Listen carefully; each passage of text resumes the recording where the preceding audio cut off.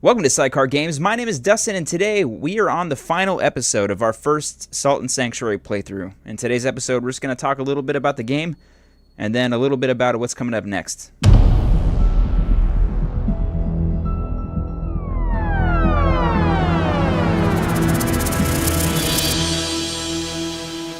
Today we're just going to spend some time reflecting on our first playthrough. So I went to school for literature, which was super useful, by the way. And they get you into the habit of reflecting on a work that you've done. So that's kind of what I'd like to do for every playthrough that we do.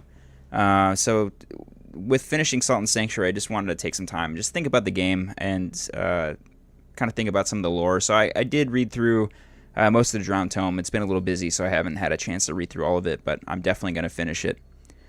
And I'm really excited to play through it again. There's a lot of stuff that I missed. Asuka did such a great job just chronicling everything down and kind of coming up with some theories and things like that. So first I want to talk about, the theme of Salt and Sanctuary is definitely, maybe a lot of people call it Souls-like. I think it kind of coined the term Souls-like. And I think that's fair. I think Dark Souls definitely was inspired by games that had come before it. So you can almost say it's like a Castlevania game with Dark Souls mechanics, probably. 2D Dark Souls seems a little weird since Dark Souls probably... A lot of the elements in Dark Souls kind of respond in 2D games. So it's kind of just going back to the origins of where it came from originally. I think what really separated Dark Souls from... like Demon Souls was in the level design, and I think a lot of that level design in the interconnected nature really came from games like the Metroid, like games in the Metroid series, and games in the Castlevania series. So I'm definitely not an authority on any of this stuff. I don't know everything about the lore for Dark Souls or for Salt and Sanctuary, so I'm not really going to go too far into that. Not a lot of people, but I have seen some people on the subreddit who are kind of complaining about how the story was told in the game. I tend to disagree. I really like how the story was told in the game. It definitely drew from how Dark Souls did it. And it was a little odd. It seemed like some of the critics when Dark Souls was coming out were being a little hard on Dark Souls because of how it told its story, but I think it's really cool. I think it leaves a lot, it leaves a lot to the imagination, and it leaves a lot for you to anticipate learning what's happening next. So today's just going to be, it's going to be a little unstructured. It's just going to be me talking, just kind of reflecting on everything. So I did have a few... There is something odd as far as, if we're just going to break down the story of Salt and Sanctuary, kind of take away how the story was told, take away the lore, take away the world, which I thought were all exquisite. They were all wonderful. You get down to this thing where we had two goals, kind of. We had a short-term goal of survival, which I think was conveyed really well. I think a lot of the areas seemed really dark and unsafe, and you always kind of were on the edge of your seat as you were playing through the game. So that's not I didn't have a problem with that. There was just this thing of the princess. Like, you start the game, and the first person you talk to is like, oh, the princess is in danger. You got to go rescue the princess, and...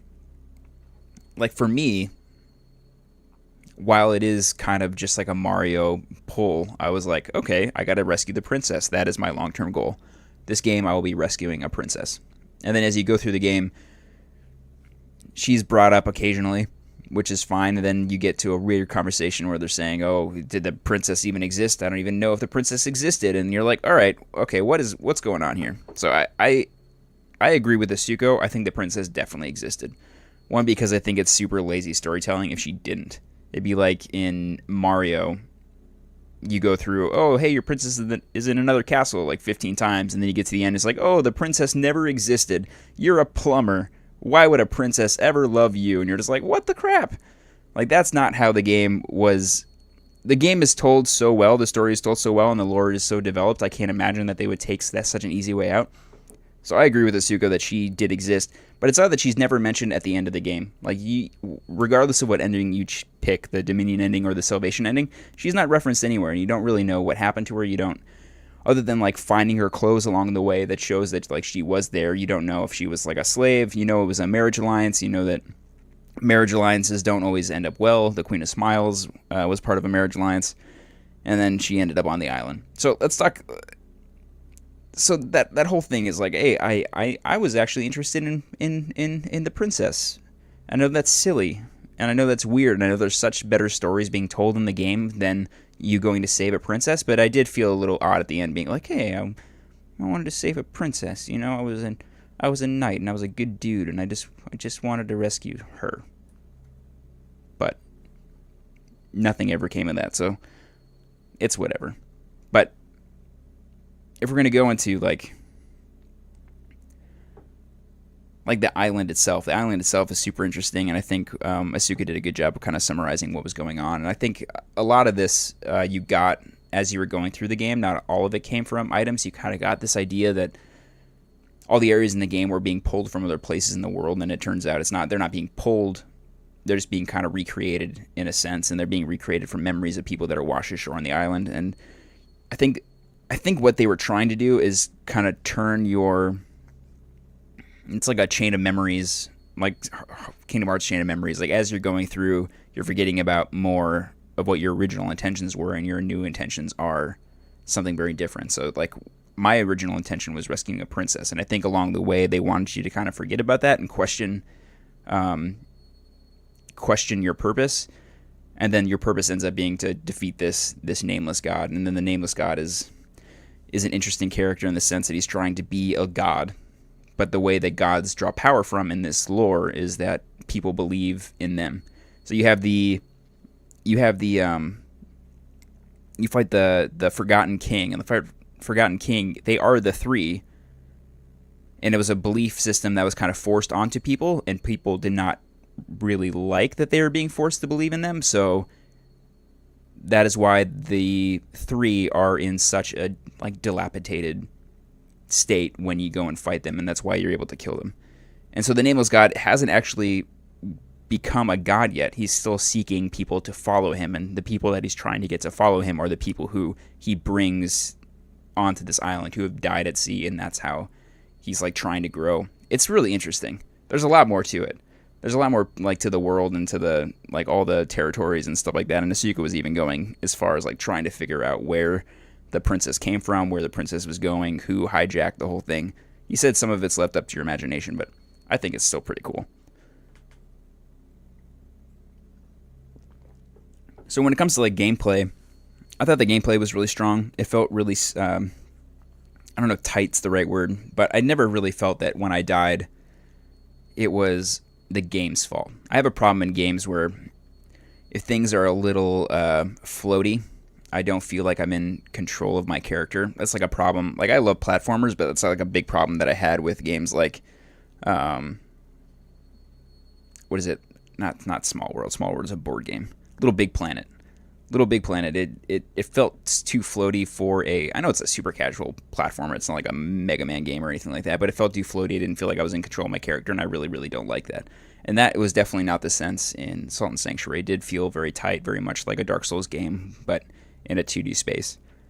I really like the use of brands. I know that's kind of a staple of the 2D exploration platformer, like Metroid and Castlevania, to give an organic way in the game to direct the player to specific places and to also put up obstacles in which they cannot surpass until they get an item. But I thought that was perfect. I always felt like I kind of knew where I was going. I always saw things like, oh, I can't get there now, but I'm probably going to be able to get there later. And that always felt good. I never felt lost. I mean, I felt lost in like, holy crap, there's a bunch of enemies around me, and they're just all going to mess me up, and I don't know where to go. But I knew if I just kept dying and exploring and rinsing and repeating, that I'd eventually find my way. I never felt just completely out of my depth, which was great. What else? What else do I want to talk about? I mean, the game was super good. I really enjoyed it. I'm really glad I finally got a chance to play through it. I know it released earlier in 2016, but I had been just waiting because I really wanted to do this as a video series. So really, like at this point, I just want to thank all you guys for following the series. If you're listening still to me talking right now, you're awesome. And I want to thank a special thank you to Kaiser and Aqua for just the overwhelming support that they gave in the last half of the playthrough. It really made it fun. It really made it so much fun to sit down, every other day and put time into the game. So it's a weird. I'm not used to playing games like this. So the way that I grew up, I don't beat games very often anymore. And the reason for that is because I got into this habit of when I was a kid, if I was going to beat a game, I just binge on it for like a weekend and finish it, right? Well, those opportunities are few and far between now. So I do this thing where I'll play a game for a few hours and then it'll be like a week and a half before I play it again. And I kind of lose a connection with the character and the world and the story, and I'm less inclined to dive back into it after that amount of time. So doing this, like doing the 20-minute episodes or the 30-minute episodes, every other day was a little odd for me at first. But I really got to the point of like once Kaiser and Aqua were participating and like being really vocal in the comments and like telling me what I needed to do, and I didn't feel so lost. Like I started getting super duper excited to come and play the game every other day. And I haven't had those kind of feelings for like a really long time in a game. So I really wanted to thank them, especially just so much for everything they've done. So there are a few things that we have coming up that are super exciting for me. A while ago, actually, I want to talk about this really quick. Hold on. So I was talking with Aqua a little bit about the difficulty spikes in the game based on the elemental resistances or the like strike and slash resistances that the bosses have, and I kind of just put this little graph together. I just slapped it together really quickly, and I think there's a lot of things that I'm probably missing from here, but these are, if you look at the blue line, this is so the bosses are all along the bottom, and this is kind of the progression that I met them in. I think the Queen of Smiles is out of order, but I passed by her and didn't even know I needed to fight her for like a really, really long period of time, so that's just how that's going to be. But as far as these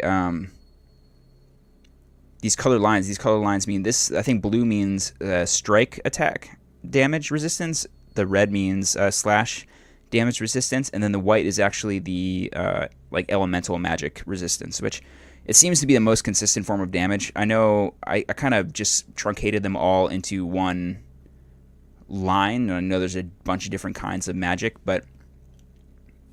and I haven't played a magic build, so I don't know how easy it is to switch between damage, but if it's as easy as like switching a charm over, it seems like it's most consistent form of damage in the game until you get to the end, which is wild. Like the last boss in the game has 500 resistance to freaking everything, and you can't, like, there's no way around that. But I'm sure a magic build has a melee weapon, and the final boss really isn't that difficult. But then you see spikes kind of throw the game for like my kind of build, this slash damage. And you can see like the Runa Kran is pretty high up there. Apparently I got super lucky with the Coveted. Like the Coveted looks super hard for slash damage, and I just got super lucky because I just glitched them out and they didn't even try to attack me while I murdered them, which was great. But I think this kind of stuff, like strike damage, seems like the hardest in the game. I can't imagine using a mace or like a strike damage weapon that's so slow and still finding these guys that have such high resistances to that kind of damage, which is wild to me. But I think overall it was pretty fair. Like I think slash damage was definitely an easier playthrough for me because I had the opportunity to dodge and attack really quickly and get out of danger. I did feel like the game got easier as it went on, and that I have a feeling that it had nothing to do with me getting better at the game. I feel like the enemies were more spaced out. I feel like the last 4 or 5 areas, save for like the Pitchwoods, which was difficult for other reasons, you pretty much, like, I didn't encounter any enemies at all. Like I encountered some big guys in the crypt, but I just dodged through them most of the time. And like the Salt El Commensary, they had some really easy enemies in there. And it felt like the end, it was just ramping up to fight the bosses. Like that's all that mattered about. Like the Wish of the Lake and the Architect and the Unskinned and all that stuff. It was really just about the bosses at the end of the game, and I feel like that made the end of the game a lot easier because I feel like the bosses are not the hardest part of the game. I feel like sometimes the exploring and just getting overwhelmed by a ton of enemies is the hardest part. So that was a little weird to me. I definitely felt more scared to explore at the beginning. But again, that could be because I was getting better items and I was just feeling more confident in my abilities and stuff like that. So I'm not really sure. But that was weird. And I feel like other people have said stuff like that about Dark Souls, of saying it gets a lot easier towards the end. Like the bosses are difficult, but like the exploring is a little easier. Maybe they're just trying to balance, like they don't want you to just throw your controller through your television. They want you to be like, all right, well, this is easier to explore. It's easier to get back to this boss, but this boss is super duper hard. But I'm not really sure. I do like there's a lot of moments like in action games, or like even action RPG games. A lot of the time, like a difficult boss just means that you have to kind of turtle up and just harass every once in a while. Like you just keep your distance, keep your shield up, and then whenever you see an opportunity, you just kind of slash in. And the fights take a long time. But that's like how difficulty scaling works in most games, which I think is kind of unfortunate. But in Salt and Sanctuary, I felt like that wasn't always the case. Like I fought bosses where I was just getting wrecked, and the reason I was getting wrecked is because I wasn't being aggressive enough. I was like, this boss does a ton of damage to me. I think this happened with the was it the Mad Alchemist?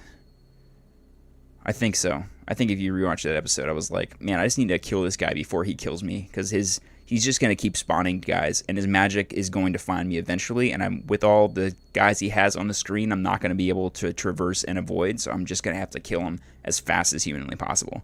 And I like that. I like that you have to make that mental decision to be like, wow, I'm going to have to completely change the way I play this game in order to fight this boss. And I think that is a sign of like good boss planning, or I don't know. Their patterns are interesting. I did like the Witch of the Lake. The Witch of the Lake felt a lot like a Mega Man boss to me, where it's the attack kind of spreads over the course of the screen, and you just got to find a good spot to be safe. I thought that was cool.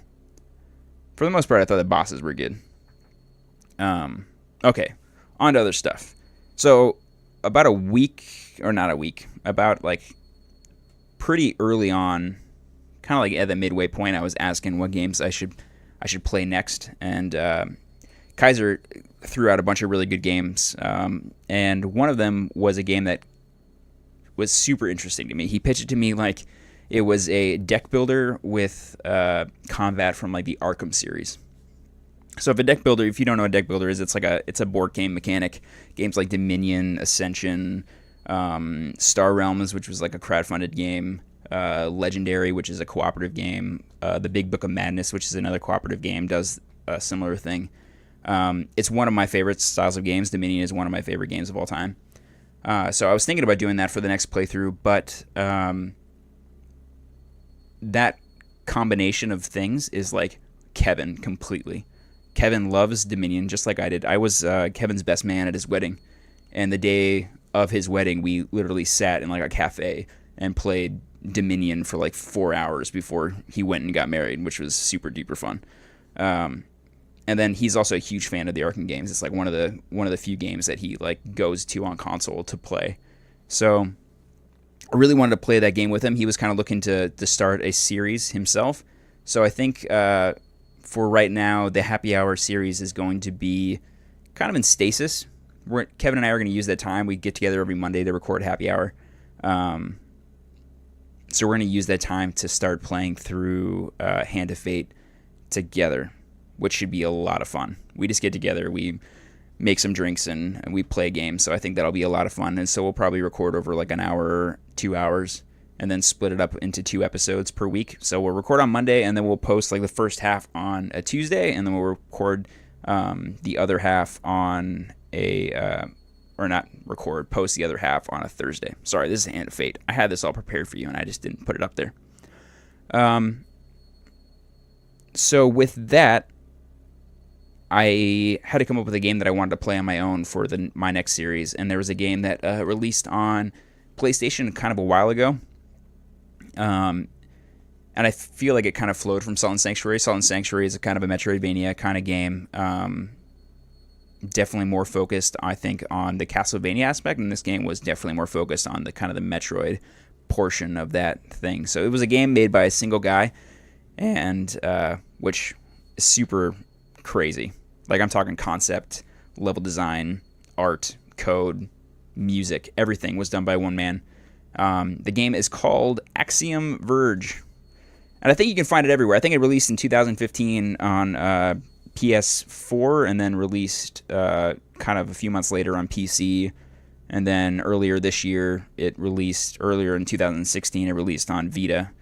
It is cross-buy, so if you wanted to pick it up on PlayStation, you can get it on Vita as well. And then it's also now, I think, on Xbox One.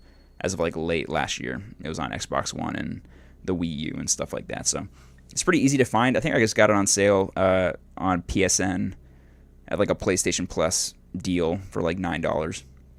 And you can get it on Steam for like $20. But it's supposed to be really good. It got really good reviews. Obviously, it took a lot of inspiration from the Metroid series. I think a lot of reviewers are saying while it took inspiration, I think they're saying it kind of exceeded what Metroid has done. It's supposed to be really, really good. I'm really excited to jump into it. I know I definitely want to play Bloodborne. We had talked, Aqua Kaiser and I had kind of talked about playing Bloodborne. If you'd rather have me play Bloodborne, let me know. I probably have to spend some time doing thumbnails and stuff, but I definitely want to play Axiom Verge eventually, so we'll see. I don't know if I want to take a break from like the Souls-likey stuff, but Bloodborne is definitely on my list. So, well, I think that's pretty much all I got. So thank you guys so much for watching. This is kind of a long episode of just me talking to myself, but it's good. It's good. I enjoy it. Really enjoyed Salt and Sanctuary. I'm excited to play it on Vita. Excited to get that platinum. Still waiting. Astuco promised me that it was supposed to come out this month, so it better come out this month. Don't yell at Ska. They got enough people yelling at him. They don't need more people yelling at him. They're not even the ones working on the port. It's not even their fault. People got to chill. So thank you, everybody, for watching this episode. Thank you so much for supporting the series, and I will see you on Monday with some Axiom Verge, and then Tuesday with some Hand of Fate. And then Wednesday with some more Axiom Verge. And then Thursday with Hand of Fate. I'm done talking. Thank you guys for watching. I'll see you later.